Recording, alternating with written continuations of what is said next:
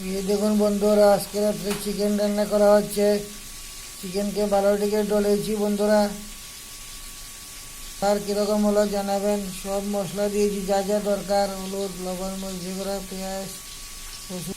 এখন কড়াইতে ছাড়বো বন্ধুরা। এই দেখুন পেঁয়াজ, তেজপাতা, কাঁচামরিচ, শুকনো মরিচ দিয়েছি। এখন ছাড়লাম।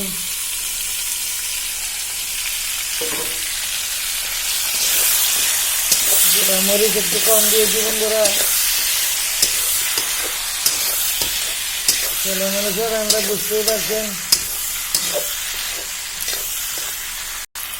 আলু দিয়েছি বন্ধুরা, যেহেতু ভাত দিয়ে খাওয়া হবে। এখন অল্প সময় পরে ঢেকে দেওয়া হবে বন্ধুরা।